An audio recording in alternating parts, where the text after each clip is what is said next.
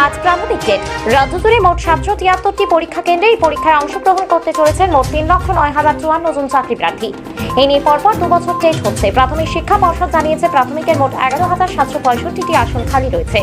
সেই আসনগুলিতে নিয়োগ হবে। এদিন রবিবার বেলা ১২টা থেকে শুরু হবে প্রাথমিক টেট, চলবে দুপুর ২:৩০ পর্যন্ত। সকাল ৯:৩০ থেকে ১১টা পর্যন্ত ঢুকতে পারবেন তারা। চেতলা গার্লস, বাগবাজার মাল্টিপারপাস, শিয়ালদহ চাকি বয়েজ, যাদবপুর বিদ্যাপীঠ, দমদমের কুমার আশুতোষ ইনস্টিটিউশন, কলকাতার এই 5টি পরীক্ষা কেন্দ্রের টেটে অংশগ্রহণ করার কথা প্রায় ২,২০০ পরীক্ষার্থীর। এছাড়াও রাজ্যের প্রায় সব জেলাতেই টেট হবে, কিন্তু নিয়মিত টেট হলেও নিয়োগ হচ্ছে না বলে অভিযোগ চাকরি প্রার্থীদের। ২০২২ সালের ডিসেম্বর মাসেও টেট হয়েছিল। সেবার প্রায় ১.৫ লক্ষ পরীক্ষার্থী উত্তীর্ণ হন বটে, কিন্তু আইনি জটে নিয়োগ সম্ভব হয়নি। তবে আইনি জট কেটে নিয়োগ হবে বলেই আশাবাদী পরীক্ষার্থীরা। যাদবপুর বিদ্যাপীঠ স্কুলে টেট পরীক্ষা। সকাল থেকে স্কুল নিরাপত্তা পুলিশের।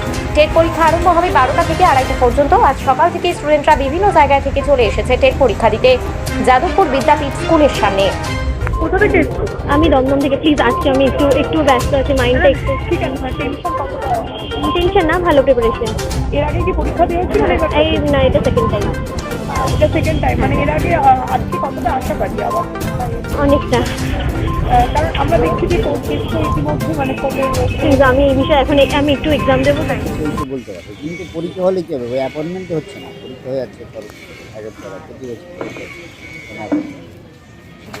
এখন যেটা আপনার ধরুন, আমি এসছি 70 থেকে, মানে কী ধরনের সিট করছে বুঝতে পারছি না। মানে একটা সোদপুরের একজন ক্যান্ডিডেটকে 70 কিলোমিটার দূরে এসে সিট ফেলতে হলো। গভর্নমেন্টে কী পড়েছে বুঝতে পারছি না, কী করতে, আর কোনো সেন্টার নেই। অসুবিধা হয়েছেই, মানে দৌড়াতে আসতে হলো, কারণ ট্রেন প্রায় 1 ঘন্টা লেট ছিল। আবার 1 ঘন্টার আগে পৌঁছে এখানে মানে এন্ট্রি নিতে হবে। সেই লাস্টের দিকে তো আমরা দৌড়িয়ে ঢুকলাম, এরকম অবস্থা। 1 ঘন্টা ট্রেন লেট ছিল। হ্যাঁ, আমার মেয়ে নিশিতা সরকার, নীতিশ সরকার।